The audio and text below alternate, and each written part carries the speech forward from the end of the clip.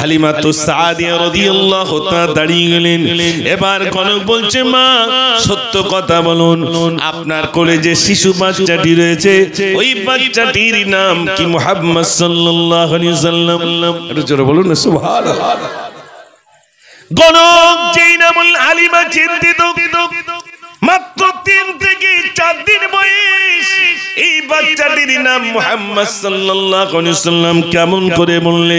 এই কনক তুমি বাচ্চাটির নাম কেমনে বললে?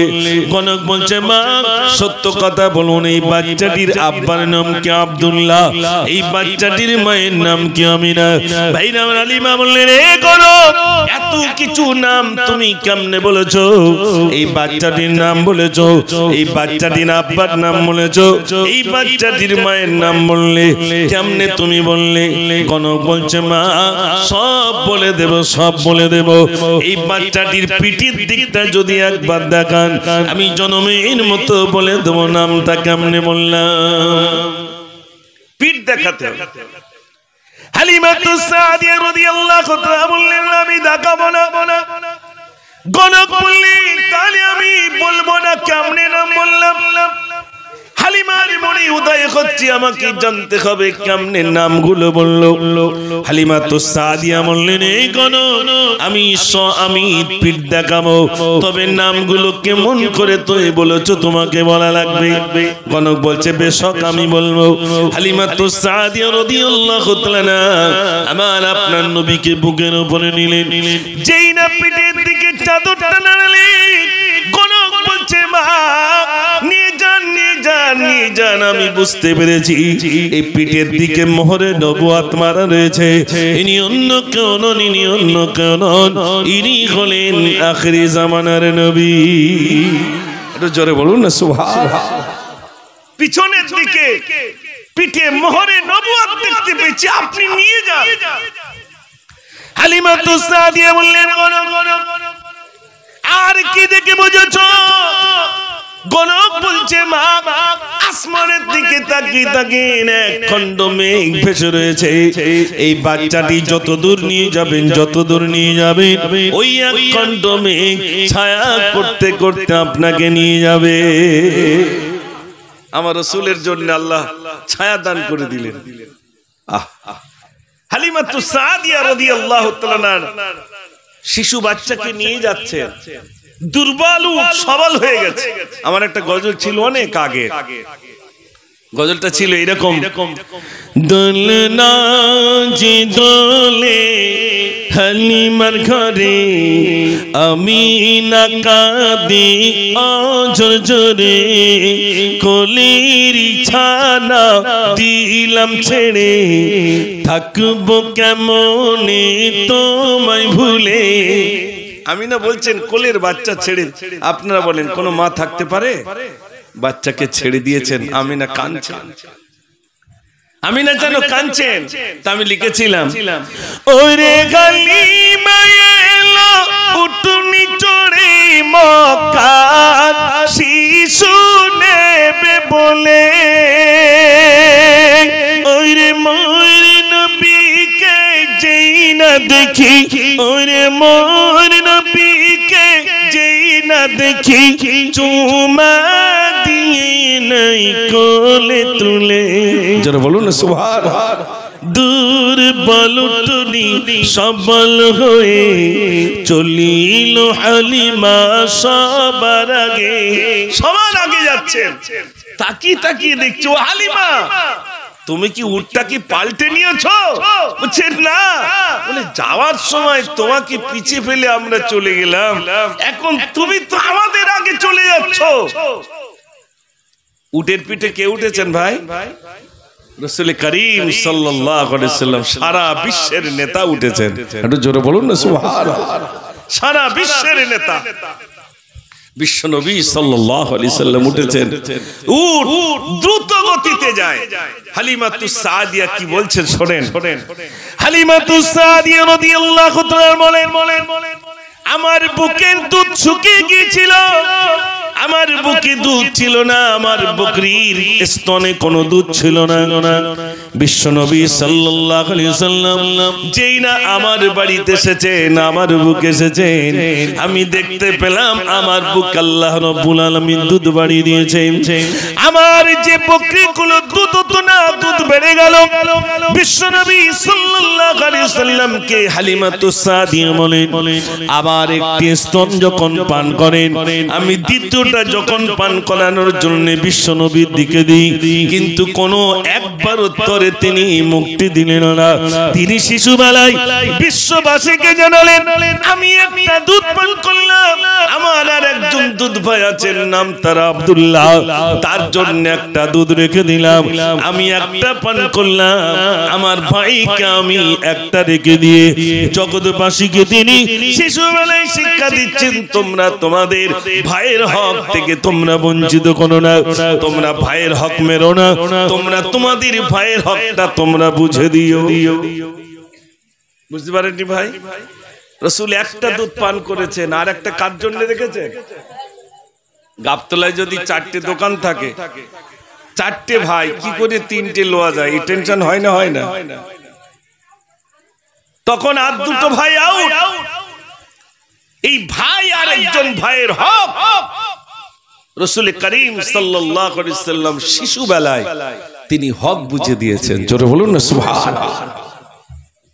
কিতাবের ভিতরে এসেছে একজন ইহুদি আল্লাহ রাসূল সাল্লাল্লাহু আলাইহি ওয়াসাল্লামকে কিছু দেবেন, কিছু অর্থ দেবেন। এই অর্থটা দেওয়ার জন্য শুধু বলেছেন, আপনি একটুখানি দাঁড়ান, আমি বাড়ি থেকে নিয়ে আসছি। রাসূল করিম সাল্লাল্লাহু আলাইহি ওয়াসাল্লাম দাঁড়িয়ে আছেন, সে বেচারি বাড়িতে গিয়ে ভুলে গেছে। এরকম হয় না ভাই?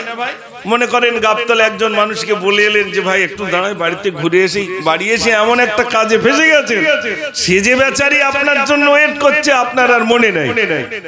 একদিন চলে গেছে, তবু রাসূল সেখান থেকে সরেননি। না জানি সেই মানুষটা যদি এসে ফিরে যায়। একটু জোরে বলুন না সুবহানাল্লাহ। কি আদর্শ আর কি চরিত্র! বিশ্বনবী সাল্লাল্লাহু আলাইহি ওয়াসাল্লামকে হালিমাতুস সাদিয়া নিয়ে যান। এমন সময় পিছন থেকে গণকটা বা ছোট মা দাঁড়িয়ে সব কথা বললাম, কিন্তু আসল কথা তো বলা হলো না। আমি কেমনে এই নামগুলো বললাম একটুখানি বলি। আমি নাম কি করে বলেছি? আমার বাড়িতে চলুন, আমার বাড়িতে 3টি কিতাব রইল। একটার নাম তাওরাত, একটার নাম ইনজিল, একটার নাম জবুর। 3টি কিতাব রইল।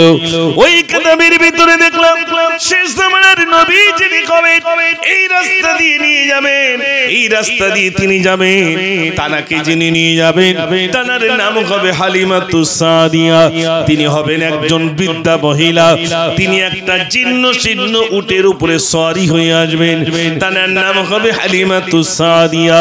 আর ওই যে শিশু বাচ্চাটি তানার কোলে থাকবে, ওই বাচ্চাটির নাম হবে মুহাম্মদ সাল্লাল্লাহু আলাইহি ওয়াসাল্লাম। ওই বাচ্চাটির আব্বার নাম হবে আব্দুল্লাহ।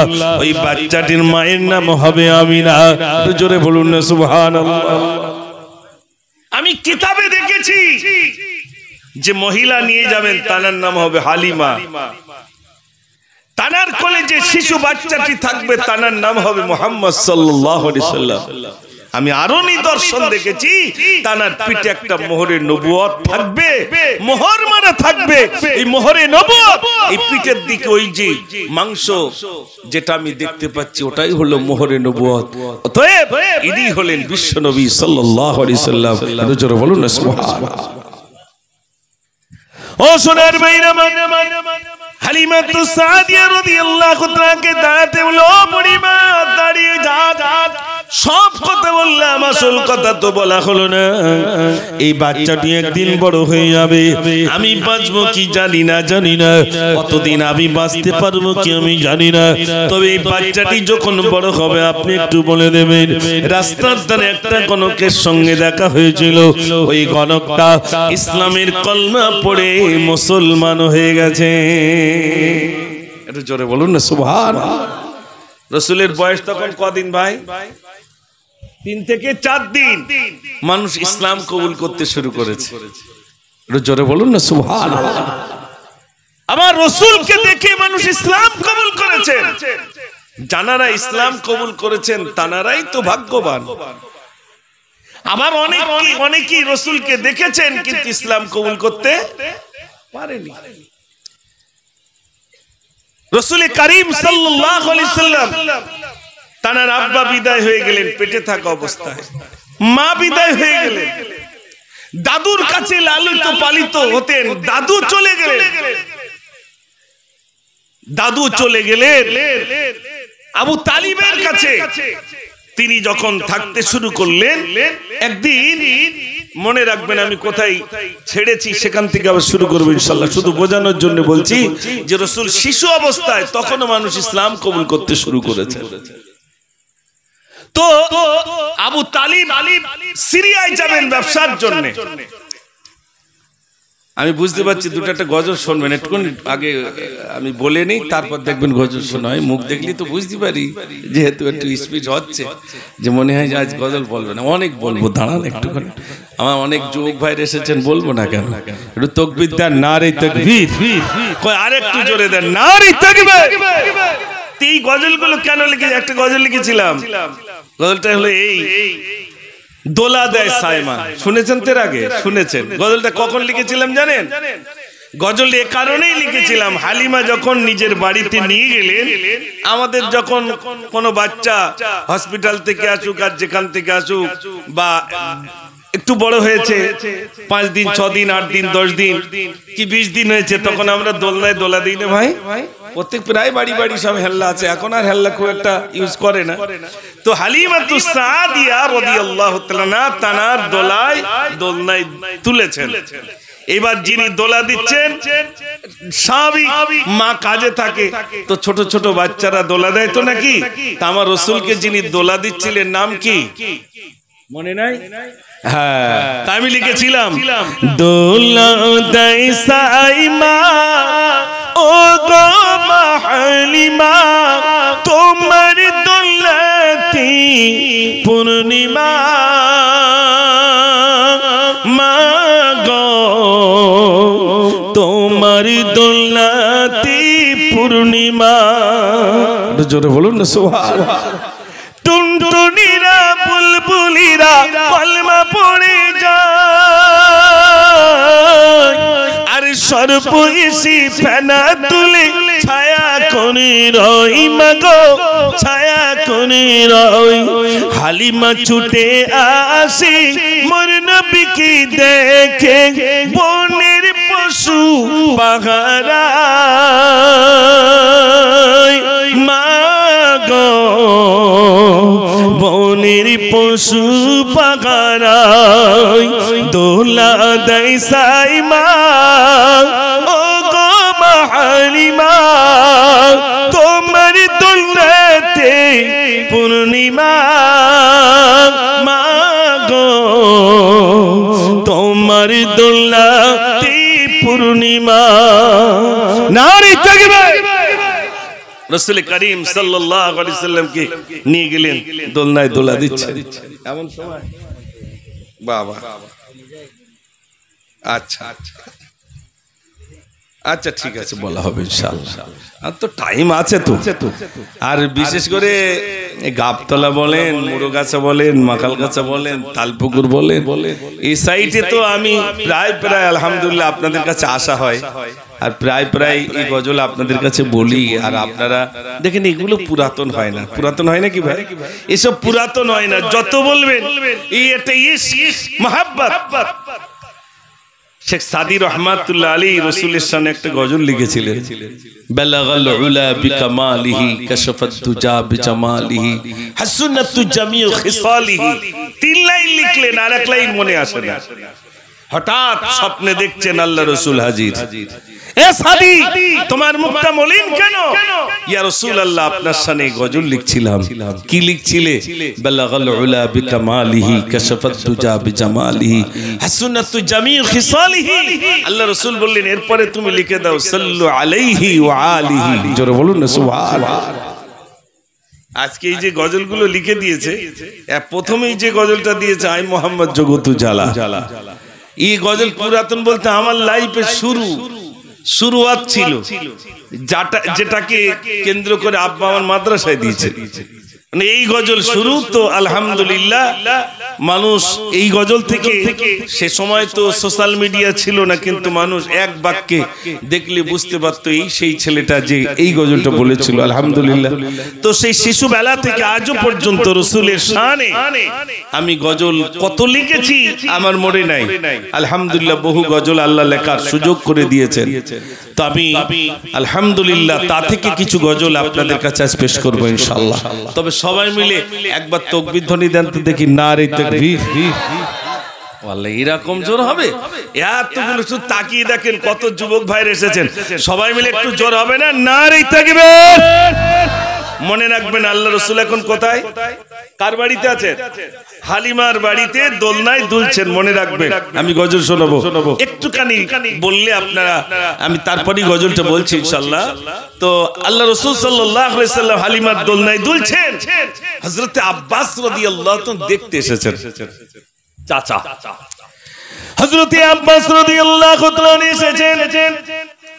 আল্লাহ রাসূল সাল্লাল্লাহু আলাইহি ওয়াসাল্লামের সেদিন ছিল মাত্র 40 দিন বয়স। মুখের দিকে তাকালেন, যেন ঠোঁটটা বিড়বিড় করে, কি যেন রাসূল বলছেন জবানে। হযরত আব্বাস রাদিয়াল্লাহু তাআলা কান নিয়ে গেলেন, কোনো আওয়াজ শুনতে পেলেন না।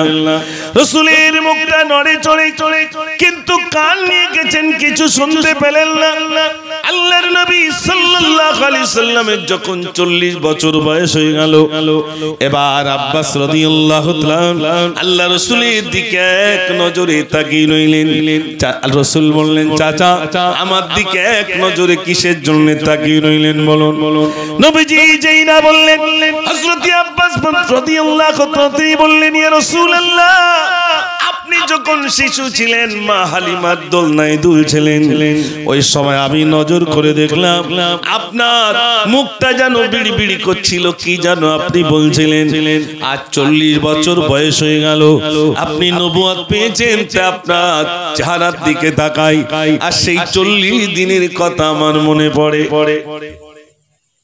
এরকম হয় না ভাই? ছোটবেলায় কত ছেলের আমরা বড়, মানে আমাদের কোলে পিঠে, সে যখন বড় হয়ে যায়, তুমি তো সেদিনে আমার, এরকম হয় না ভাই? হয়। সেই স্মৃতিগুলো মনে থাকে। হযরত আব্বাস রাদিয়াল্লাহু তাআলা বললেন, ইয়া রাসূলুল্লাহ আপনি যখন শিশু ছিলেন, আপনি হালিমার দোলনায় দুলছিলেন, আপনার ঠোঁটটাও চুনিচু ছিল, কি যেন আপনি বলছিলেন। আমার সেদিনের কথা মনে পড়েছে বলে বারে বারে আপনার দিকে তাকাই। আল্লাহর নবী বললেন, চাচা ঠিকই দেখেছেন, যেদিন আমি হালিমার দোলনায় দুলছিলাম আমার ঠোঁটটা উঁচু নিচু হচ্ছিল, সেদিন অন্য কিছু বলছিলাম না, শুধু আমার জবান থেকে আওয়াজ হচ্ছিল, ইয়া উম্মতি ইয়া উম্মতি ইয়া উম্মতি, আমার উম্মত উম্মতির কি হবে? জোরে বলুন না সুবহানাল্লাহ। শিশুবেলায় আমাদের জন্য কেঁদেছেন, শিশুবেলা থেকে নিয়ে আজ পর্যন্ত ইয়া উম্মতি ইয়া উম্মতি ইয়া উম্মতি ইয়া উম্মতি, আমার উম্মত উম্মতির কি হবে? আজ আমরা আলোচনা শুনছি, মানে আমাদের জীবন পরিবর্তন করতে হবে না? হবে না ভাই? হবে। আমি গজল শোনাবো ইনশাআল্লাহ, অনেক ভাইরা এসেছেন, শুনবেন, অবশ্যই শোনাবো। আমি এমনি লিখেনি গজলগুলো, একটা একটা সময় লিখেছিলাম। এই মুহাম্মদ জগৎ উজালা কমলিওয়ালা তোমারি নাম, দুনিয়াতে তোমার নামেরি ডঙ্কা, মদিনা ওয়ালা তোমারি নাম। এই মুহাম্মদ জগৎ উজালা কমলিওয়ালা তোমারি নাম, দুনিয়াতে তোমার নামেরি ডঙ্কা, মদিনা ওয়ালা তোমারি নাম। জোরে বলুন না সুবহানাল্লাহ। রাসূল এসেছেন, আলহামদুলিল্লাহ, অন্ধকার আলোকিত হয়েছে। শোনেন, হালিমাতুস সাদিয়া রাদিয়াল্লাহু তাআলার বাড়িতে রাসূলের এই সিনা চাক হয়েছে 4 বার। কভার হয়েছে ভাই 4 বার। সিনা চাক মানে এই এখন ওপেন সার্জারি বলে না, পুরো এখান থেকে ফেড়ে আবার কি করে দেন, আবার সেলাই করে দেন। তো বিশ্ব নবী সাল্লাল্লাহু আলাইহি সাল্লাম যখন হালিমার বাড়িতে থাকাকালীন একবার সিনা চাক হয়, তখন রাসূল করিম সাল্লাল্লাহু আলাইহি সাল্লামের বয়স ছিল 2 বছর। তো এভাবে রাসূল করিম সাল্লাল্লাহু আলাইহি সাল্লামের সিনাটাকে, সিনা চাকের অর্থ হলো এই বাম স্তনের নিচে একটি কলব, অর্থাৎ যেটা মুর্দা হয়ে যায়, যেটা আল্লাহ বলতে চায় না, যে কোরআন শুনতে চায় না, এক কথায় যে সর্বদাই নোংরা কাজ করে, তার ওখানে একটা পর্দা পড়ে গেছে, কালো হয়ে গেছে, যা আর দিনের কথা শুনতে চায় না, ওই কলব যেটাকে বলা হয়। বুঝতে পেরেছেন ভাই? আল্লাহ রাব্বুল আলামিন আমার আপনার নবীর এই সিনাটাকে, অর্থাৎ ফারিস্তা দ্বারা তিনি সিনাকে চাক করার জন্য ফারিস্তা পাঠালেন এবং ওইটাকে বার করে ধৌত করলেন, জমজমের পানি দ্বারা ধৌত করে আবার পুনরায় লাগিয়ে দিয়েছেন। এরকম ভাবে আমার রাসূলের একবার নয়, 2 বার নয়, 4 বার আল্লাহ রাব্বুল আলামিন সিনা চাক করেছেন। বিশ্বনবী সাল্লাল্লাহু আলাইহি সাল্লাম ধরা এসেছে হালিমার বাড়িতে রয়েছে।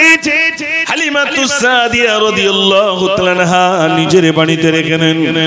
হালিমা বর্ণনা করেন, আমার বকরিগুলোর দুধ হতো না, রাসূল যখন এসেছেন আমার বকরির দুধ বেড়ে গেল, আমার বকরির স্তন ভরপুর হয়ে গেল। আল্লাহ রাব্বুল আলামিন আমার বাড়িতে যেন রহমত এনে দিয়েছেন, করুণা এনে দিয়েছেন।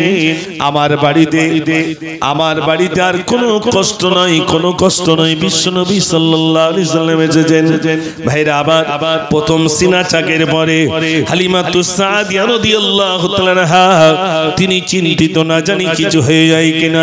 এজন্য বিশ্বনবী সাল্লাল্লাহু আলাইহি সাল্লাম কাবার নিয়ে গেলেন, আমিনার কাছে নিয়ে গেলেন। ওগো আমিনা, আমার কাছে ছিল শিশু বাচ্চা, আমি আর একটুখানি রাখতে চাই, একটুখানি অনুমতি দাও, আমি আরো 2 বছর রেখে দেব।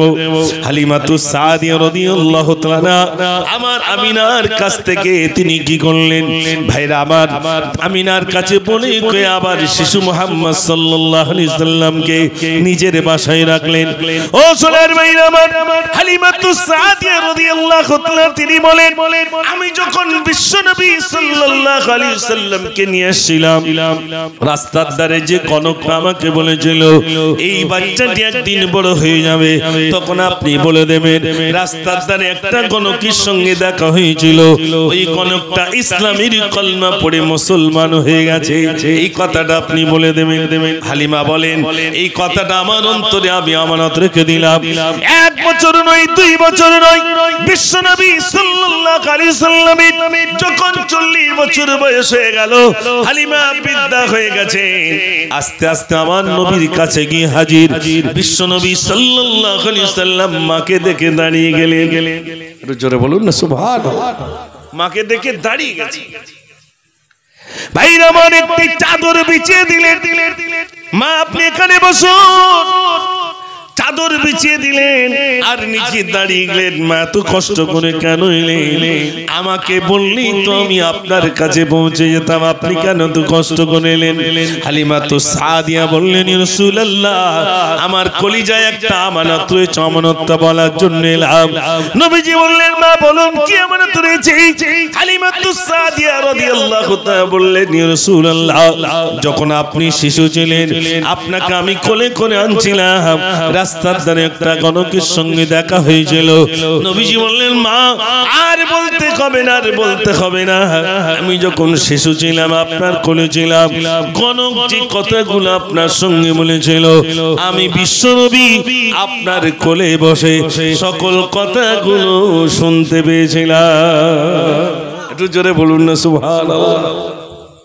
3-4 দিন বয়স, রাসূল বলছেন তখন যে গণক কলমা পড়েছিল ও কথাটা আমি শুনতে পেয়েছিলাম। একটু জোরে বলুন না সুবহানাল্লাহ। আজ দিকে দিকে এই নবী দিবসকে কেন্দ্র করে বিভিন্ন রকম জৌলুস বার হচ্ছে, যেটা আহলে সুন্নাতুল জামাতের কখনোই এটা সমর্থন করে না। বিভিন্ন কিছু বেদাতি, বিভিন্ন কিছু তারা নিজেদের ভিতরে এগুলো করছে, এগুলো সব বাড়াবাড়ি ভাই। শরীয়তের কোনো দলিল নাই। আজ আমরা যে এখানে বসে আছি, আল্লাহ রাসূল সাল্লাল্লাহু আলাইহি ওয়াসাল্লাম সিরাত বর্ণনা করছে, এগুলো শুনলে অন্তর তৃপ্তি পায়, শান্তি পায়। রাসূলের কথা শুনে শুধু রাসূল করিম সাল্লাল্লাহু আলাইহি ওয়াসাল্লাম দেখার জন্য মানুষ পাগল। একবার নজর ভরে একটুখানি দেখবো আমার রাসূলকে, পাগল হয়ে গেছে। জোরে বলুন না সুবহানাল্লাহ। আমার রাসূলের কত প্যার করতেন, কত মহব্বত করতেন। হযরত বেলাল রাদিয়াল্লাহু তাআলা তিনি একজনের বাড়িতে কাজ করতেন, তো শুনেছেন রাসূল তিনি 3 দিন কিছু খাননি। এই কথাটা শোনার পরে হযরত বেলাল রাদিয়াল্লাহু তাআলা মনে মনে করলেন যে আজকে যে খানাটা আমাকে দেবে, যে খাদ্যটা, ওই খাদ্যটা আমি রাসূলের কাছে নিয়ে যাব। হযরত বেলাল রাদিয়াল্লাহু তাআলা আল্লাহর নবী সাল্লাল্লাহু আলাইহি ওয়াসাল্লাম ক্ষুধার্ত অবস্থায় রইলেন। এই কথাটা শোনার পরে বেলাল রাদিয়াল্লাহু তাআলা যতটুকু খাদ্য পেলেন রেখে দিলেন। কাজের সময় যখন শেষ হয়ে গেছে, এবার ওই খাদ্যটা রাতের অন্ধকারে আমার নবীর কাছে নিয়ে গেলেন। আসসালাতু ওয়াসসালামু আলাইকা রাসূলুল্লাহ, আপনি একটুখানি উঠুন। আল্লাহর নবী বললেন, এত রাত্রে কে? আমি বেলাল। কি কারণে এসেছো বেলাল? বেলাল বললেন, ইয়া রাসূলুল্লাহ, আমি শুনেছি শুধু আপনি অনাহারে রয়েছেন, আপনি অনাহারে রয়েছেন, আমি সহ্য করতে পারি নাই। আমি যে বাড়িতে কাজ করি, কাজ করার পরে যতটুকু খাদ্য দেয় অতটুকু আমি রেখে দিয়েছিলাম, কাজের শেষে আপনার কাছে আনলাম। ইয়া রাসূলুল্লাহ, আপনি ক্ষুধার্ত অবস্থায় থাকবেন, আমি বেলাল সহ্য করতে পারবো না। আল্লাহর নবী বললেন, বেলাল রে, ও বেলাল, যতটুকু খাদ্য দিয়েছি ওইটুকু খাদ্য খেলে তোমারও তো পেট ভরবে না, তুমি আবার আমার জন্য কেন আনলে? বেলাল বললেন, ইয়া রাসূলুল্লাহ, আমার জীবনটা আপনার জন্য উৎসর্গ হয়ে যাক, আপনি ভুকা থাকবেন, আমি বেলাল সহ্য করতে পারবো না। একটু জোরে বলুন না সুবহানাল্লাহ। কত প্যার করতেন, কত মহব্বত করতেন, কত ভালোবাসতেন। ও সোনার ভাইরা, রাসূল করিম সাল্লাল্লাহু আলাইহি ওয়াসাল্লাম ধরা এসেছেন। এই ধরায় আসার পরে যে জায়গায় মনে রাখতে হবে, রাসূল করিম সাল্লাল্লাহু আলাইহি ওয়াসাল্লাম আস্তে আস্তে বড় হয়েছেন, তিনি নবুয়ত পেয়েছেন।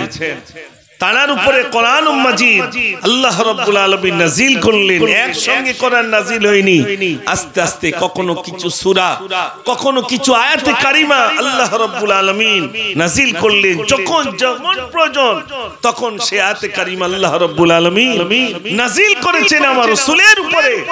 অনেক আলোচনা, আমি শুধু সংক্ষেপে আপনাদের কাছে বোঝাবো। রাসূল করিম সাল্লাল্লাহু আলাইহি ওয়াসাল্লাম ধরা এসেছেন, কুকর্মগুলো দূর হয়ে গেছে। মাত্র 23 বছরের ভিতরে সমস্ত নোংরা দূর হয়ে গেছে। একটু জোরে বলুন না সুবহানাল্লাহ। আজ এই নবী দিবস থেকে আমরা অঙ্গীকারবদ্ধ হই।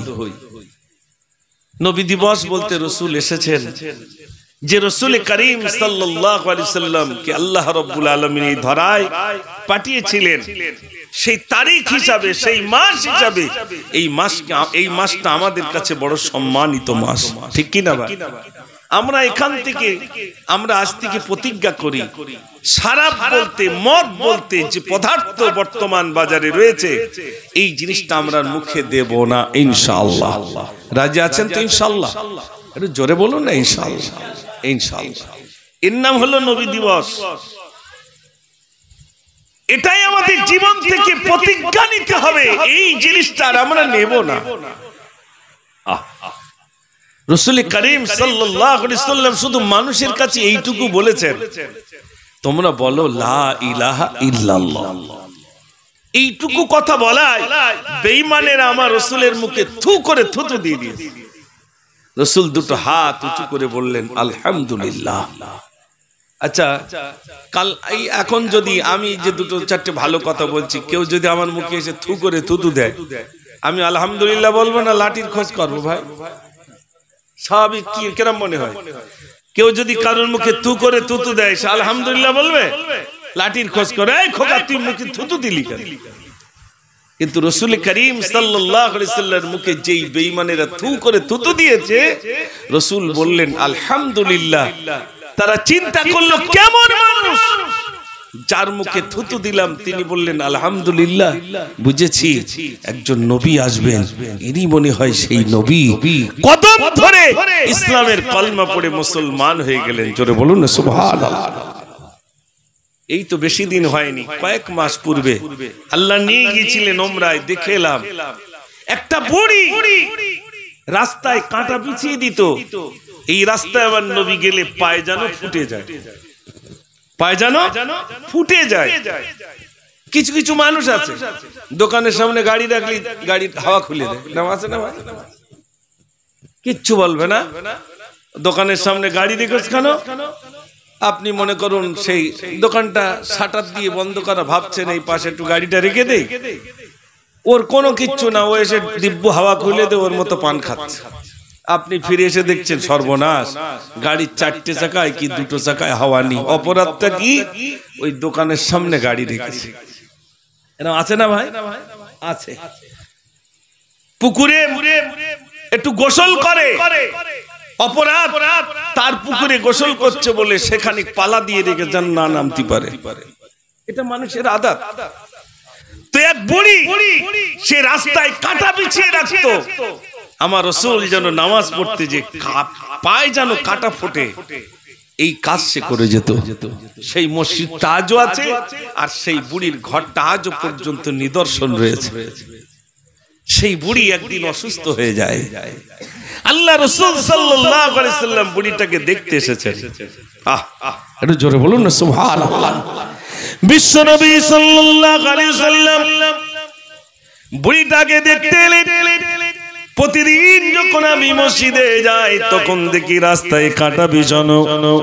আজ আমি কাঁটা বিছানো দেখলাম না। আমাদের এখানকার বাবলা গাছের কাঁটা ছোট ছোট, আর ওখানকার পাহাড়িয়া বাবলা গাছের কাঁটা আঙুলের মতো লম্বা লম্বা, এত বিষাক্ত কাঁটা রাস্তায় বিছিয়ে দেওয়া হতো। বিশ্বনবী সাল্লাল্লাহু আলাইহি ওয়াসাল্লাম মহিলাকে দেখতে এলেন। মা, আপনি কি অসুস্থ হয়েছেন? কেন বাবা তুমি আজ আমাকে দেখতে এলে? যে জন্য প্রতিদিন দেখতাম কাঁটা বিছানো, আজ আমি কাঁটা বিছানো দেখে নাই। আমি মনে করলাম আমার ওই মা মনে অসুস্থ হয়ে রয়েছে, তা আমি দেখতে এলাম। মহিলা চিন্তা করলেন, আহারে যা রাস্তায় কাঁটা বিছিয়ে দিতাম সেই মানুষটা আমাকে দেখতে এলো।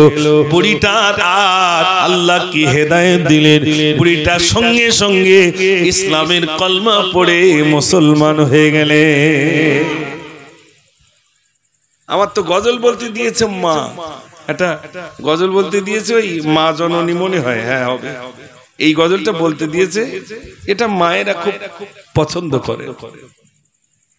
আমরা কি আদর্শ আনতে পারি না? আল্লাহ রাসূল সাল্লাল্লাহু আলাইহি সাল্লামের কাছে মা হালিমা গেলেন, আল্লাহ রাসূল বসেছিলেন না দাঁড়িয়েছেন? একটু আগে কি বললাম? আল্লাহ রাসূল দাঁড়িয়ে গেলেন, আর গায়ের চাদরটা কি করলেন?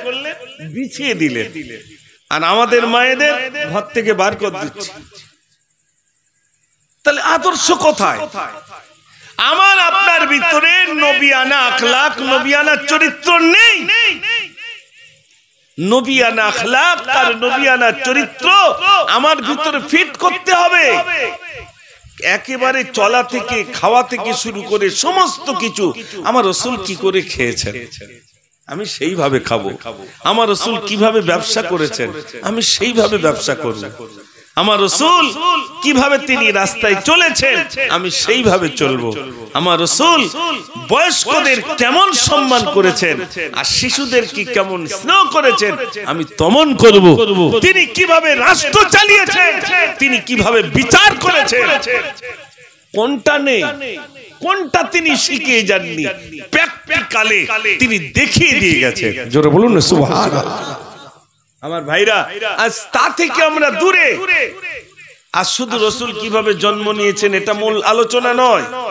আলোচনা তো এটাই হওয়া দরকার, যে থানার চরিত্র কেমন ছিল, তিনি কেমন ব্যবহার করেছেন, তিনি সমাজের মানুষের সঙ্গে কিভাবে চলেছেন, তিনি মুরব্বীদের সঙ্গে কিভাবে চলেছেন, তিনি বয়স্কদের কেমনে সম্মান করেছেন, তিনি কেমন আমানতদার ছিলেন। তানার কাছে যদি কোনো মানুষ কোনো কিছু গচ্ছিত রাখত, এর আগে এখান থেকে 20 বছর আগে মানুষ গচ্ছিত সম্পদ রেখে দিতেন, তখন এত ব্যাংক ট্যাঙ্ক ছিল না। 20-30 বছর আগে ওই ধনী ব্যক্তির বাড়িতে যদি কিছু টাকা পয়সা হয়, ভাই তুমি এটা রেখে দাও, আমার যখন লাগবে তুমি দিও, এরকম রেখে দিত না ভাই। আমার বেড়ার ঘরটার কি হবে তার ঠিক নেই, তোমার পাকা বাড়ি আল্লাহ তোমার দিয়েছে, আমার এই টাকাটা তুমি রেখে দিও, এটা আমরা করতাম।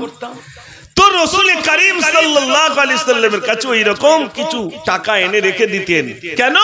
ইনি হলেন আল আমিন, ইনি সত্যবাদী। জোরে বলুন না সুবহানাল্লাহ। ওনার কাছে রেখে দিতেন। তো উনি কিভাবে দিতেন? রাসূল করিম সাল্লাল্লাহু আলাইহি সাল্লামের কাছে যখন কেউ কোনো কিছু আমানত হিসাবে রাখতে বলতেন, রাসূল সেটা রাখতেন, ঠিক পোটলাটা যেমনি ভাবে রাখতেন, তার টাকার বা সেই সময়ের যে মুদ্রা ছিল না উলট পালট হবে, যা দিতেন তাই ফিরিয়ে দিতেন। এখন বলুন, আমি মুজাফফর বা আমরা যারা এখানে আছি, আমাদের কাছে কেউ যদি বলে ভাই 1050 টাকা তুমি একটু রেখে দিও, আমার মেয়ের বেশ সময় আমি লবো, আপনারা বলুন ওই টাকা থাকবে না একটু পাল্টাবে বলে মনে হয়? জোরে বলে। ও 50,000 টাকা কি মনে হয়? ওর সে মেয়ের তো এখন 17 বছর বয়স, এখন 1 বছর বাকি, 18-19, তারপর দেখা দেখি হবে, তার আমি টাকাটা খরচা করি, যখন চাইবে আমি এদিক ওদিক করে দিয়ে দেবো। এটা কি জায়েজ আছে বলে মনে হয়? না, যেভাবেই দেবে আপনাকে সেইভাবে ফিরিয়ে দিতে হবে। আমরা এগুলো করি না। রাসূল করিম সাল্লাল্লাহু আলাইহি সাল্লামের কাছে যখন যেটাই দিতেন, তিনি সেইভাবেই আবার তাকে ফিরিয়ে দিতেন। একটু জোরে বলুন না সুবহানাল্লাহ। আমি শোনাবো ইনশাআল্লাহ গজল, তার আগে একটাবার সবাই প্রাণ ভরে একবার দরুদ শরীফ পড়ুন। আল্লাহুম্মা সাল্লি আলা মাওলানা মুহাম্মদ ওয়া আলা আলি সাইয়্যিদিনা।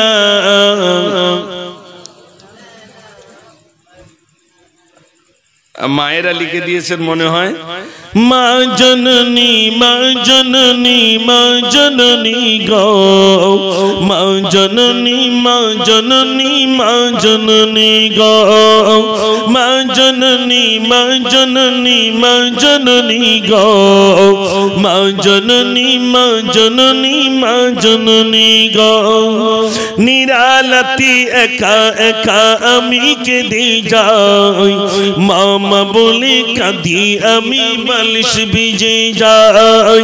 ও মা তুমি একটুখানি ডাকবে বলো, ডাকবে বলো, ডাকবে বলো, মা জননী মা জননী মা জননী গো, মা জননী মা জননী মা জননী গো, মা জননী মা জননী মা জননী গো, মা জননী মা জননী মা জননী গো।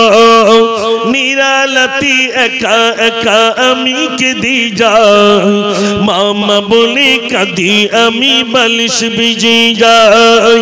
ও মা তুমি একটুখানি ডাকবে বলো, ডাকবে বলো, ডাকবে বলো, মা জননী মা জননী মা জননী গো, মা জননী মা জননী মা জননী গো। নারী তাকবীর। কই আওয়াজ কই? সবাই মিলে এই তো রবিউল আউয়ালের একটু শুরু তো হয়েছে, এখন তো গলা কারুর বসেনি, তো একটু আওয়াজ একটু জোর হবে না? সবাই মিলে নারী তাকবীর। আমি সত্যিকারে এটা আমার বলতেই হয়, আমি তো আপনাদের এলাকায় বড় হয়েছি, ছোটবেলা থেকেই আপনাদের এলাকায়।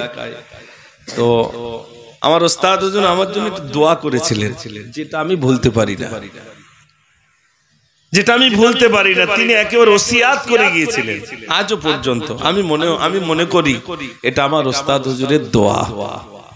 যে মানুষটা কোনোদিন ফুরফুরা বলেন আর তাবলীগ বলেন, যাদের ভিতরে কোনো দ্বন্দ্বকে তিনি পছন্দ করতেন না, কোন দ্বন্দ্বই তিনি পছন্দ করতেন না। তিনি হলেন জনাব হাবিব শাহ হুজুর রহমাতুল্লাহ আলাইহি। আল্লাহ যেন তার কবরটাকে নূরে ভরপুর করে দেন, সবাই বলুন আমিন। তিনি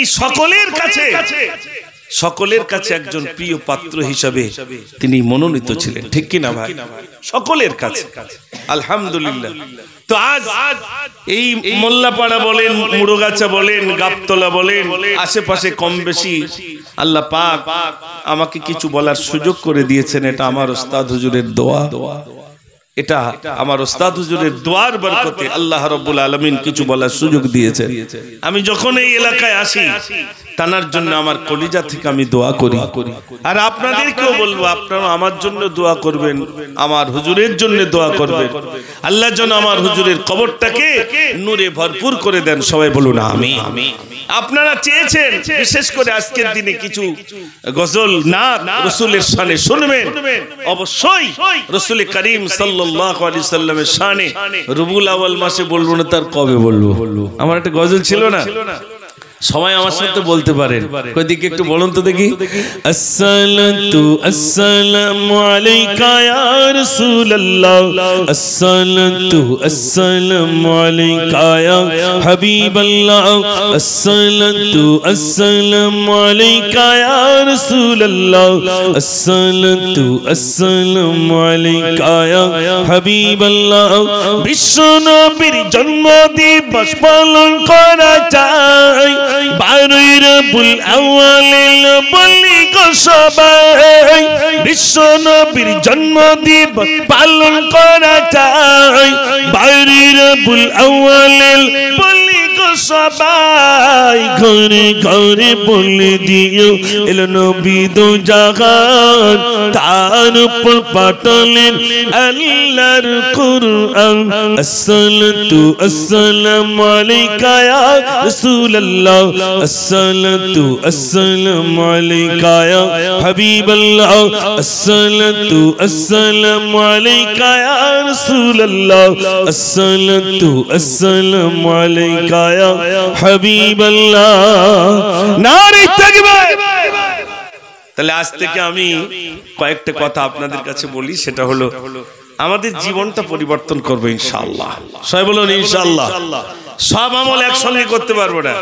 রাসূল খেয়েছেন কি করে আর শুয়েছেন কি করে, এই দুটো বলে যাই, অন্তত দুটো পালন করি নাকি? আল্লাহ রাসূল সাল্লাল্লাহু আলাইহি সাল্লাম যখন খেয়েছেন তখন একটা দস্তরখানা বিছিয়েছেন এবং দোয়া বলেছেন। না খাদ্যর মাঝখানে তিনি দেননি, বরং তিনি নিজের এক কোল থেকে খেয়েছেন। না গরম খেয়েছেন না ঠান্ডা খেয়েছেন। বেশি গরম খেলে হজম হয় না, বেশি গরম খেলে হজম হয় না, তাই না গরম খেয়েছেন না ঠান্ডা খেয়েছেন। উষ্ণ গরম ভাত, উষ্ণ গরম জিনিস তিনি খেয়েছেন। আর যখন খেয়েছেন একা খাননি, বরং সঙ্গী সাথীদেরকে অর্থাৎ মেহমান নিয়েই খেয়েছেন। জোরে বলুন না সুবহানাল্লাহ। একা খাননি, কখনোই একা খাননি, মেহমান নিয়ে খেয়েছেন। আলহামদুলিল্লাহ। আমরা বাড়িতে চেষ্টা করব, এখন আমাদের বাড়িতে মেহমান না থাকলেও আমাদের বুড়ো বাপটা আর বুড়ো মাটা তো অন্তত মেহমান হিসেবে মেনে নিতে পারি না ভাই।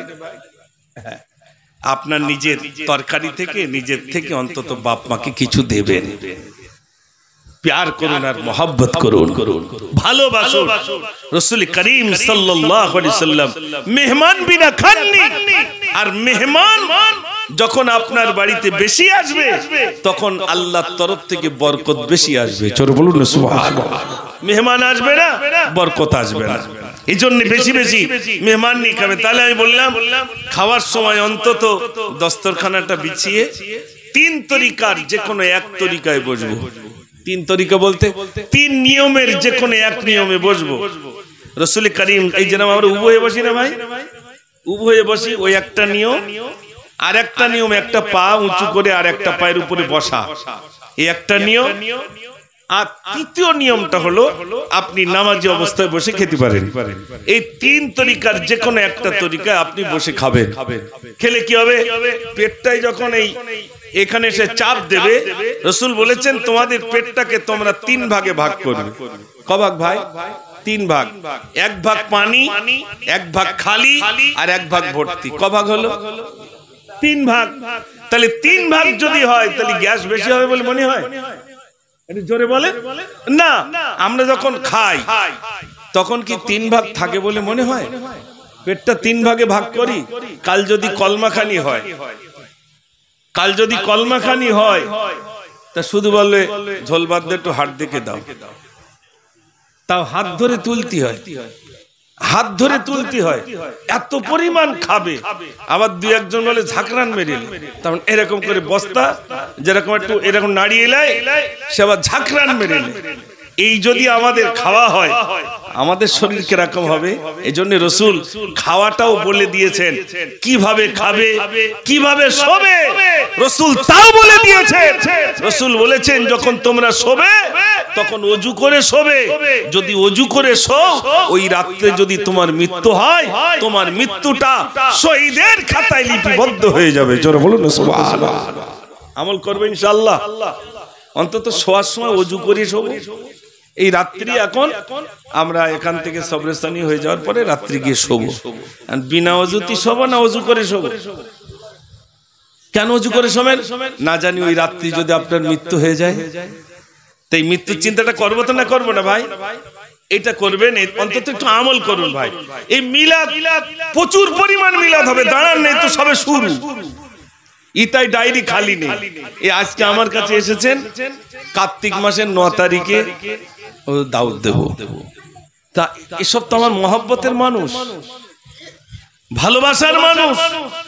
ভাইরা ভাবছেন হয়তো আমি আসবো, কেন আসবো না? আসলে 1 বছর আগে থেকে সেই কবে ঈদের চাঁদ উঠবে রমজানের, এখন থেকে সেই সমস্ত গজল বলতে যেতে হবে, সেসব দাওয়াত বুক এখন থেকে। তাহলে কবে রোজা আসছে, তারপরে এই রমজানে পাচ্ছে না বলে আবার বলছে হুজুর পরের রমজানে আপনার জন্য আমরা এ করব। এটা মানুষের চাহিদা, কিন্তু এই চাহিদা থেকে তো লাভ নাই। আল্লাহ তো আমার জন্য বলছেন ওয়াকুদুহান নাস ওয়াল হিজারা, জাহান্নামের জ্বালানি দুটো জিনিস হবে, একটা মানুষ আর একটা কি পাথর, দুটো জিনিস জ্বালানি হবে। এখন আল্লাহর কাছে গিয়ে যদি বলি আল্লাহ আমি বিরাট গজল বলতো আর বক্তব্য রাখতো, আমার খালি ছিল না, তার জন্য কি একটু মার কমবে বলে মনে হয়? একটু জোরে বলে। মার কমবে না, কিন্তু দুনিয়ায় হয়তো দাউদ বেড়েছে, কিন্তু সেখান তো মার বাড়বে না, বাড়বে না? এটা কিছু না ভাই, বিশ্বাস করুন। আমি শুধু এটাই মনে করি, আমি ছোট্ট দুটি প্রতিষ্ঠানের সঙ্গে জুড়ে আছি, দিনের খেদমতের সঙ্গে জুড়ে আছি। এতিম দুস্থ অসহায় তারা কি খাবে আর না খাবে তার জন্য সর্বদাই মেহনত করি। ওই বাচ্চাটাকে কি খাওয়া দেব, ওই শিশু বাচ্চাকে কি খাওয়া দেব, ওর কিভাবে পড়াবো, ওই এতিম ওকে কিভাবে বস্ত্র দেওয়া যায়। আমার মনে হয় আমি ওদের পিছনে সর্বদাই সকাল থেকে নিয়ে রাতের প্রয়োজনীয় সময় পর্যন্ত ওদের পিছনে যে মেহনতটা করি, আমার মনে হয় ওই মেহনতের দরুন আল্লাহ হয়তো দুনিয়ায় আমাকে কিছু বলার একটা সুযোগ দিয়েছেন, এটা অন্য কিছু নয়। আমি নিজেকে কখনোই বলিনি যে আমি, লোকে বলে ওর গলা ভালো, তা কি ভালো আমি এখনো বুঝলাম না, আমি নিজে বুঝতে পারিনি। আল্লাহ সাক্ষী, কোনদিন আমার ভিতরে এই অহংকারটুকু আসেনি যে আমি বিরাট কিছু আসেনি, আর আল্লাহ যেন না আনে। আমি চাই না ভাই, আপনারা মাঝে মাঝে গজল শুনতে চান, আমি মাঝে মাঝে বলি না, এর ভিতরে যেন কোনো ঈর্ষা, নিজের ভিতরে অহংকার, তাকাব্বুর না এসে যায়। তা যদি আসে সমস্ত আমল বরবাদ হয়ে যাবে। আমি মুজাফফর আপনাদের সামনে 10টা গজল বললাম, আলোচনা রাখলাম, আপনার বাহাবা দিলেন, এই বাহাবায় আমার কোনো লাভ নেই। লাভ আছে ভাই? আরে জোরে বলে।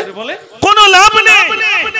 আমার লাভটা ওই সময় হবে আমার আলোচনার ভিতরে যদি ইখলাস থাকে, আমার আলোচনার ভিতরে যদি মহান নবীর নৈকট্য লাভের আশা থাকে, আমার আলোচনার ভিতরে আমার আল্লাহর রিজাবন্দি হাসিল করার যদি মাকসুদ থাকে। দুনিয়ার কিছু মানুষ আমার নসিহত শুনে আল্লাহ যদি তাদের হেদায়েত নসিব করেন, এটাই যদি আমার মাকসুদ থাকে, তাহলে আমি নাজাত পাবো, আর নইলে মাছ ছাড়া কোনো রেহাই নেই। আর এ তো দুনিয়ার মাছ সামান্য, সেখানকার মারির কোনো মানে যে মারটা হবে, চিৎকার করলে দুনিয়ার কেউ শুনতে পাবে ভাই? জোরে বলে।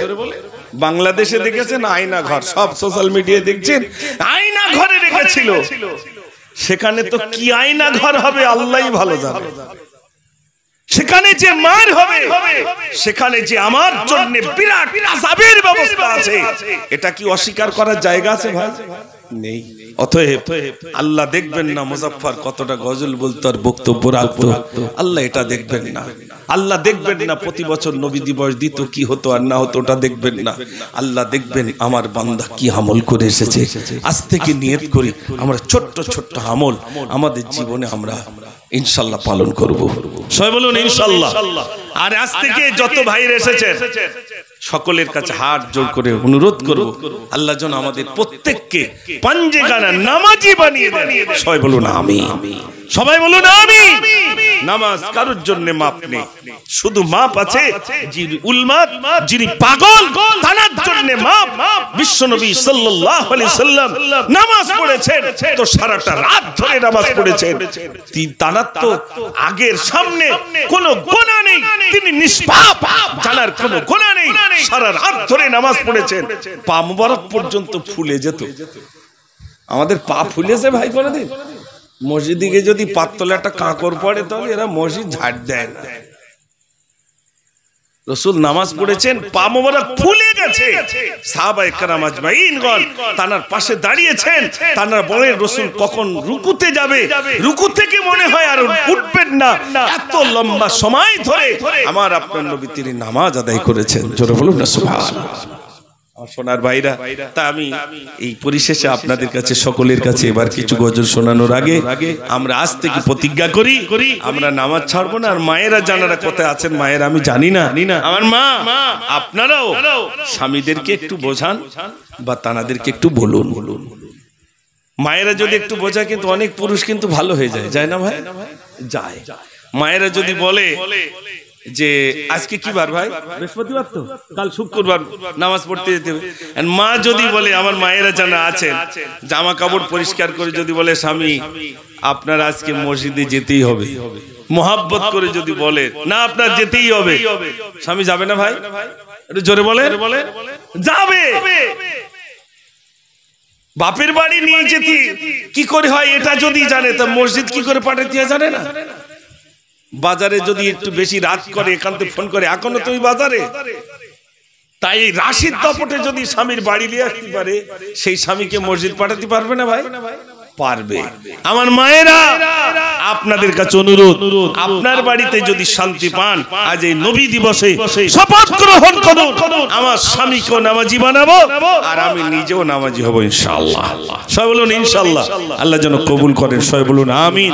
হয়তো এখন মনে করছেন হুজুর দাড়ি রাখবো, তারপরে না, ওসব আল্লাহ ওসব এক্ষুনি আপনি দাড়ি রাখবেন কবে, তারপরে কত কিছু হয়তো আপনি পান করছেন সেগুলো ছাড়বেন কবে, ওসব ওরম ভাবে হবে না। নামাজ পড়েন, আস্তে আস্তে আস্তে আস্তে সব বাদ যাবে। আর যদি মনে করেন সব বাদ দে তারপর যাবো, এও বাদ যাবে না, ও হবে না। বুঝতে পারেননি ভাই? এই জন্য আস্তে আস্তে ওগুলো ইনশাল্লাহ সরে যাবে। আস্তে আস্তে একটা দাগ হঠাৎ করে সরে না, যাই ভাই? একটা দাগ হঠাৎ করে যায় না, আস্তে আস্তে মাসতে মাসতে মাসতে মাসতে ইনশাল্লাহ সরে যাবে। এখানে যারা আছেন, বিশেষ করে মিস্ত্রি পাড়ার যত ভাইরা আছেন, আমার সেই সমস্ত ভাইদের কাছে অনুরোধ, আজ থেকে নবী দিবসে, রবিউল আউয়াল মাসে, বরকতময় মাসে, এই বরকতময় মাসে, যে মাসে রাসূল করিম সাল্লাল্লাহু আলাইহি সাল্লাম ধরা এসেছিলেন, সেই মাসে প্রতিজ্ঞা করব, আল্লাহ তোমার হাবিবকে তুমি প্রেরণ করেছিলে কুকর্ম থেকে মানুষ যাতে নাজাত পেয়ে যায়, মানুষ যাতে জান্নাতি হয়ে যায়, মানুষ যাতে আমাকে চিনতে পারে, তার জন্য আল্লাহ তুমি যুগে যুগে নবী প্রেরণ করেছিলে। বিশ্ব নবী সাল্লাল্লাহু আলাইহি সাল্লামে ধরা এসেছেন, আল্লাহ জাহিলি যুগের অন্ধকারকে আল্লাহ তুমি দূর করেছিলে। সেই নবীর উম্মত হওয়ার সৌভাগ্য আল্লাহ তুমি আমার নসিবে জুটিয়ে দিয়েছো।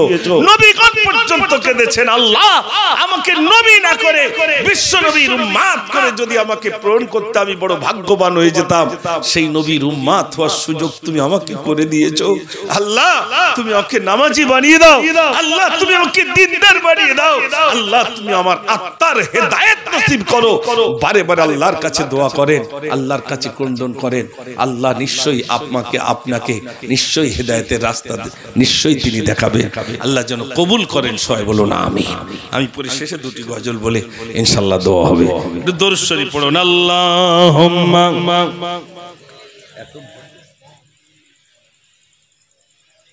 ও এই দেখেন, দেখেছেন আমি এই কাগজটা দেখিনি, তবুও লিখেছেন মাকাল গাছ হাফেজ সাহেব হুজুরের গজল, হুজুর গজলটা একটু পুরো বলবে। সত্যিকারের কথা, আমার এটা এইসব জায়গায় যে হুজুরের ভক্ত আছে এটা আমার অজানা ছিল। আজ কাগজ দেখে বুঝতে পারছি হুজুরের ভক্ত শুধু এক জায়গায় নয়, গোটা জায়গায় আলহামদুলিল্লাহ তানার ভক্ত। আমি যে সময়, আমার আজও মনে আছে 2008 সালে যখন আমি হসপাকে যাই, তো হসপাকে যাওয়ার পূর্বে আমি হুজুরের সঙ্গে দেখা করতে এসেছিলাম। তারপরে আপনার আমার বড় ভাই যখন ইন্তেকাল করেন তখন আমি হুজুরকে নিয়ে গিয়েছিলাম। তো হুজুর সেদিনে আমার জন্য খুব দোয়া করেছিলেন আলহামদুলিল্লাহ। আজ আমি হয়তো হুজুরের শানে যতটুকু লিখেছিলাম ততটুকু বললে আপনারা খুশি হবেন না, তো লিখেছেন যখন এটা যে আমি পকেটে করে নিয়ে যাব, আর আপনারা দোয়া করেন হুজুরের শানে ওই গজলটা এমন একটা গজল আল্লাহ যেন আমার জবান থেকে লিখিয়ে নেন, আমার হাত কলম থেকে যেন লিখিয়ে নেন, আর জবান থেকে যেন বলিয়ে নেন, যে গজলটা আপনাদের কাছে যেন স্মরণীয় হয়ে থাকে, এমন গজল আল্লাহ যেন লেখার সুযোগ করে দেন। সবাই বলুন আমিন, একটু জোরে বলুন আমিন। আমি যাওয়ার আগে রাসূল করিম সাল্লাল্লাহু আলাইহি সাল্লামের শানে একাধিক গজল লেখার ভিতর দিয়ে গজলটা একটু শুনুন। দয়ারি সাগর নবী আমার প্রতি ঘরে ঘরে মধুর কলমা পড়ে নিও থাকবা নিরাপদে। প্রতিদিন দৌড় পড়ি যেতে মদিনা, প্রতিদিন দৌড় পড়ি যেতে মদিনা। নজরানা ইয়া রাসূল দরুদ নজরানা, নজরানা ইয়া রাসূল দরুদ নজরানা, নজরানা ইয়া রাসূল দরুদ নজরানা। পশু পাখিদের গুঞ্জন মেলা, মুখে মুখে তর সাল্লে আলা রব্বে করিমের শ্রেষ্ঠ মেহমান। আলোকিত হয়েছে তমাম জাহান, তোমাকে ছেড়ে থাকতে পারি না। নজরানা ইয়া রাসূল দরুদ নজরানা, নজরানা ইয়া রাসূল দরুদ নজরানা। নারে তাকবীর। সংক্ষেপ করলাম, দোয়া হবে। যা পিছনের দিকে আছেন একটু সামনের দিকে আসুন, ইনশাআল্লাহ দোয়া হবে। আলহামদুলিল্লাহ। আমার মিস্ত্রি পাড়ার কিছু ভাইরা, ক ঘর এখানে মিস্ত্রি ভাইরা? 7-8 ঘর। 7-8 ঘর ভাইরা মিলে এই সুন্দর ইন্তজাম করেছেন আলহামদুলিল্লাহ। তো বিশেষ করে আমাদের হাফেজ সাহেব বলছিলেন যদি সম্ভব হয় যে আমরা ভাইরা মনে করুন 200-500 কি 1000-2000 দিয়ে অনুষ্ঠানটা করেছেন, আপনার যদি সম্ভব হয় 2-10 টাকা দিয়ে যে এই অনুষ্ঠানে ইনশাল্লাহ আমরা শামিল হতে চাই, যদি সম্ভব হয় আপনারা আমার দোয়ার আগে আমার হাতে দিয়ে ইনশাল্লাহ দেবেন, দোয়া হবে ইনশাল্লাহ। আর যারা পিছনের যুবক ভাইরা আছেন একটু সামনে আসুন, ইনশাল্লাহ আমরা সবাই একটু প্রাণ ভরে এই রবিউল আউয়াল মাসে আলহামদুলিল্লাহ সবাই একটু প্রাণ ভরে দোয়া করব। আল্লাহ রাব্বুল আলামিন যেন আমার রাসূলের উসিলায় যেন আমাদের দোয়া মঞ্জুর করেন, কবুল করেন, জীবনের গুনাহগুলো যেন ক্ষমা করে দেন। সবাই বলুন আমিন। মাশাআল্লাহ। ছোট্ট বাচ্চা 20 টাকা যদি সম্ভব হয়, কারো কাছে জোর নয়, জুলুম নয়, কিছু নয়, যদি সম্ভব হয় নগদ এই জলসার জন্য কিছু টাকা ঘাটতি আছে, যদি সম্ভব হয়, হাফেজ সাহেব বলছিলেন কিছু টাকা ঘাটতি আছে, সম্ভব যদি হয় আপনারা দিতে পারেন।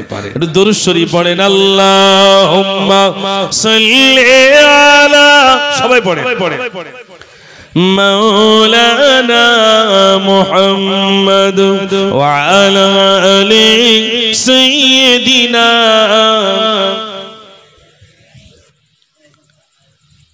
আজ কি যেন শোকের ছায়া নেমে এসেছে মোর হুজুরের স্মৃতিগুলো চোখে ভাসিছে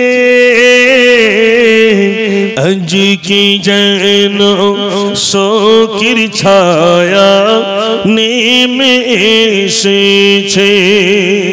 দেন ভাই 10 টাকা 20 টাকা যে যা পারে, কারোর কাছে জোর নয় জুলুম নয়, দেন তাড়াতাড়ি দেন, একটু দোয়া হবে, যে যা পারেন সম্ভব যদি হয় দেন। আল্লাহ যেন আপনাদের, এই তো মাশাআল্লাহ আমার ভাই দিয়েছেন 20 টাকা, অনেকদিন পরে সাক্ষাৎ হলো, আলহামদুলিল্লাহ।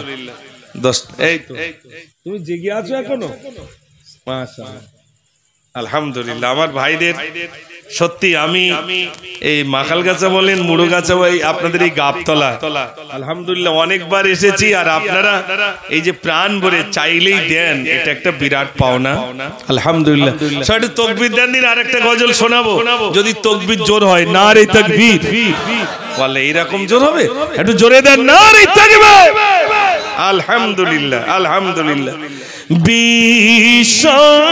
বিশ্বদুলালি নবীর নন্দিনী খাতুনে জান্নাত ফাতিমা জননী পাপতাপনাশিনী উম্মত তৈরনী আনন্দিনী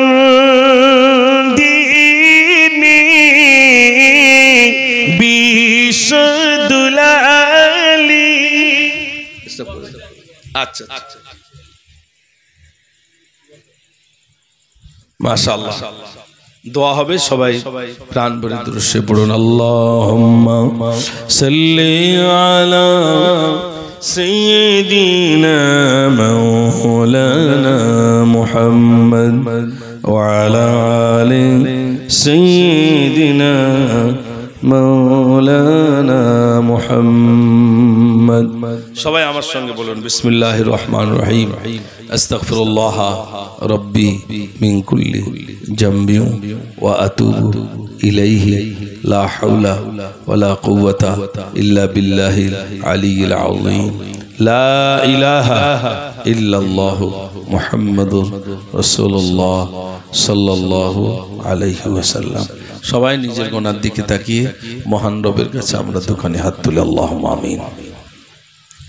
আলহামদুলিল্লাহ রাব্বিল আলামিন ওয়াল আকিবাতু লিল মুত্তাকিন ওয়াসসালাতু ওয়াসসালামু আলা সাইয়্যিদিল মুরসালিন ওয়া আলা আলিহি ওয়া আসহাবিহি আজমাইন। রব্বানা যালামনা আনফুসানা ওয়া ইল্লাম তাগফির লানা ওয়া তারহামনা লানাকুনান্না মিনাল খাসিরিন।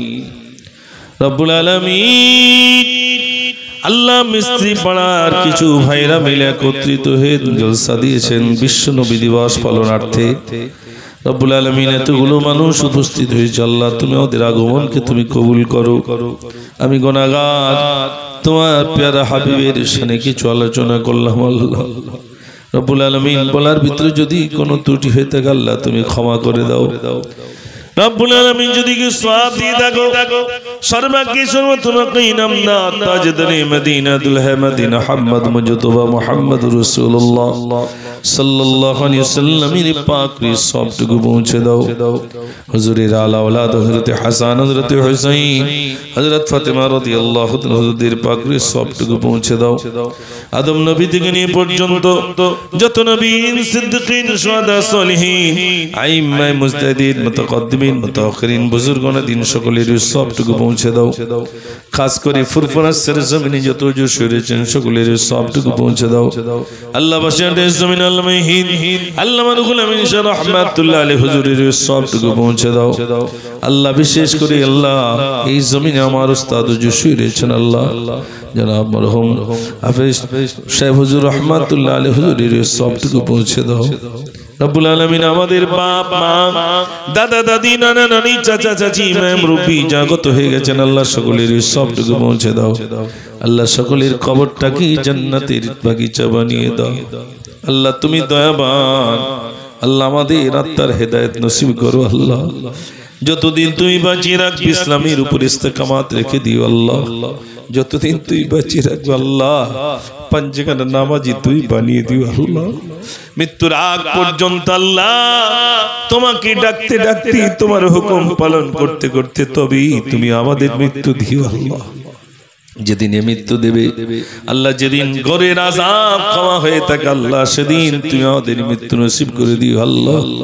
রব্বুল আলামিন কলমা পড়তে পড়তে মৃত্যু নসিব করে দিও আল্লাহ কিচ্ছু চাই না মাবুদ কিচ্ছু চাই না ঈমান আলোতে আমাদের মৃত্যু নসিব করে দিও আল্লাহ রব্বুল আলামিন আল্লাহ মৃত্যুর আগ পর্যন্ত আল্লাহ রব্বুল আলামিন ইসলামের উপরে তুমি ইস্তেকামাত রেখে দিও আল্লাহ রব্বুল আলামিন এই ছোট্ট অনুষ্ঠানটাকে আল্লাহ তুমি কবুল করো মিস্ত্রি পাড়া সহ বিভিন্ন পাড়া থেকে বিভিন্ন গ্রাম থেকে আমরা যত ভাইরা উপস্থিত হয়েছি আল্লাহ আমাদের প্রত্যেককে তুমি কবুল করো কাল কিয়ামতের দিনে জলসা তুমি নাজাতের জরিয়া বানিয়ে দিও রব্বানা তাকাব্বাল দুআনা বিবরাকাতিন নবী সাল্লাল্লাহু আলাইহি ওয়াসাল্লাম সুবহানা রাব্বিকা রাব্বিল ইজ্জাতি আম্মা ইয়াসিফুন ওয়া সালামুন আলাল মুরসালিন والحمد لله رب العالمين بحق لا إله إلا الله محمد رسول الله صلى الله عليه وسلم السلام عليكم